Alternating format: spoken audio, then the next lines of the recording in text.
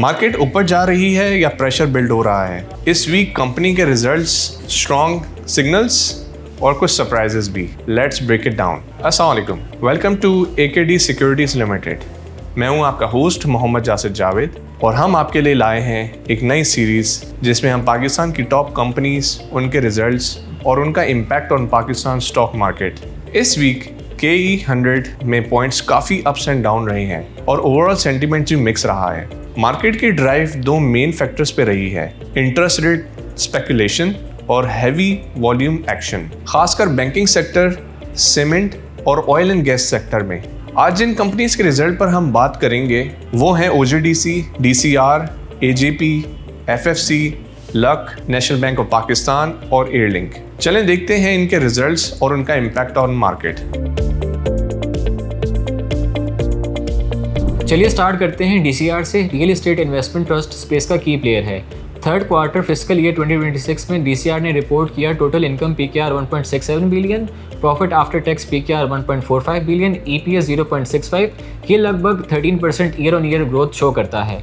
इसकी performance snapshot ये है कि ऑपरेटिंग प्रॉफिट स्ट्रॉन्ग रहा, around 14% year on year up और एक्सपेंसेस कंट्रोल में रहे हैं।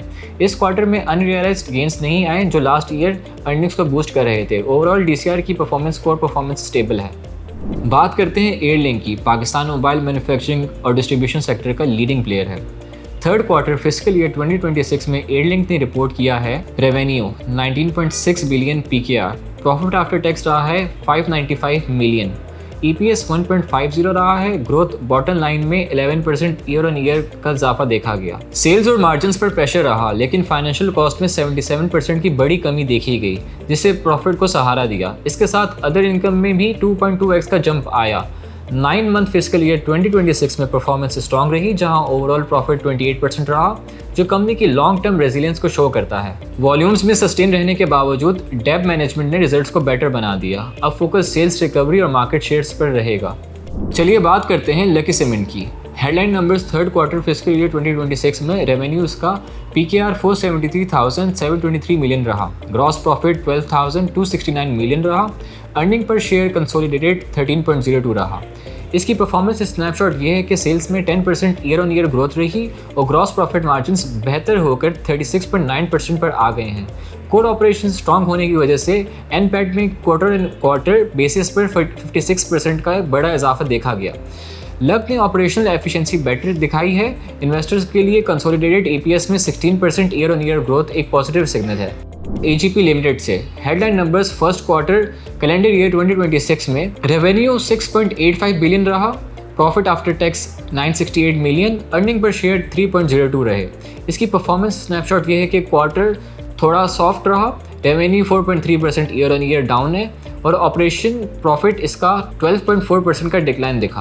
पॉजिटिव ये है कि ग्रॉस प्रॉफिट 58.3% पर स्टेबल है। प्रॉफिट एट्रीब्यूटल्स टू ओनर फ्लैट रही, 0.6% ग्रोथ रहा लेकिन क्वार्टर ऑन क्वार्टर बेसिस पर नंबर्स काफी प्रेशर में हैं। ओवरऑल AGP के लिए क्वार्टर चैलेंजिंग रहा। इन्वेस्टर्स के लिए अब टॉप लाइन रिकवरी पर नजर रखना जरूरी है। बात करते हैं SNGP की। पाकिस्तान की लीडिंग गैस, यूटिलिटी और एनर्जी सेक्टर का बड़ा नाम है। थर्ड क्वार्टर फिस्कल ईयर में SNGP ने रिपोर्ट किया profit after tax 2.93 billion, earning per share 4.62 रही। ग्रोथ नेट प्रॉफिट में 22.6% का ईयर ऑन ईयर का इजाफा देखा गया। इसकी परफॉर्मेंस स्नैपशॉट पे बात करते हैं। रेवेन्यू और ऑपरेटिंग लेवल पर प्रेशर रहा लेकिन अदर इनकम में 3.4x के इजाफे ने प्रॉफिटेबिलिटी को रिकवरी करने में रोल प्ले किया। कोर मार्जिन्स पिछले साल के मुकाबले कम रहे मगर फाइनेंस कॉस्ट और टैक्स में कमी देखी गई जिसकी वजह से बॉटम लाइन ग्रीन जोन में है। SNGP ने डिफिकल्ट ऑपरेटिंग एनवायरनमेंट के बावजूद प्रॉफिट ग्रोथ शो की है। आगे चलकर सर्कुलर डेब्ट की सिचुएशन पर नजर रखना जरूरी होगा।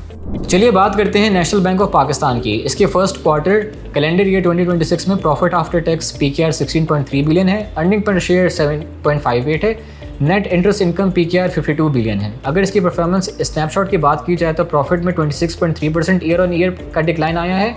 मेनली इंटरेस्ट इनकम में 25.5% की गिरावट देखी गई। प्रोविजंस रिवर्सल ने सपोर्ट ज़रूर दिया, लेकिन ओवरऑल परफॉर्मेंस सॉफ्ट है। एक्सपेंसेस में 6.8% का इजाफा देखा गया और क्वार्टर ऑन क्वार्टर प्रॉफिट में 16.6% की कमी। क्वार्टर चैलेंजिंग रहा। इन्वेस्टर्स अब कॉस्ट मैनेजमेंट और नॉन फंडिंग इनकम रिकवरी पर नजर रखें।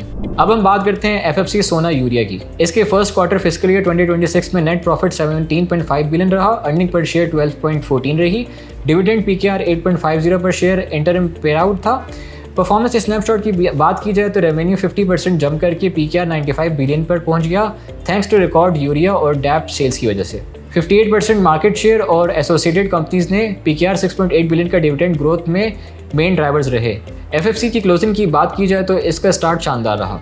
चलिए बात करते हैं ओजीडीसी से। 9th मंथ फिस्कल ईयर 2026 में इसकी नेट सेल्स 107.3 बिलियन रही, अर्निंग पर शेयर 9.8 रहा, प्रॉफिट आफ्टर टैक्स 42.2 बिलियन रहा, डिविडेंड इसका 3.25% रहा, ये ईयर ऑन ईयर पे 8% अप है।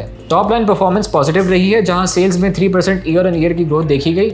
हालांकि bottom line 10% year on year pressure में है। पॉजिटिव साइड पर कंपनी ने डिविडेंड पे आउट किए हैं, 8% ईयर ऑन ईयर इजाफा हुआ है।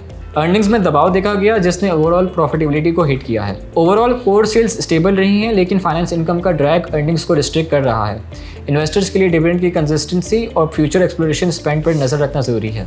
अगर आप मार्केट में अप टू डेट रहना चाहते हैं तो subscribe to AKD and bell icon पर ज़रूर क्लिक करें ताकि आपको हर एक वीडियो मौसूल हो।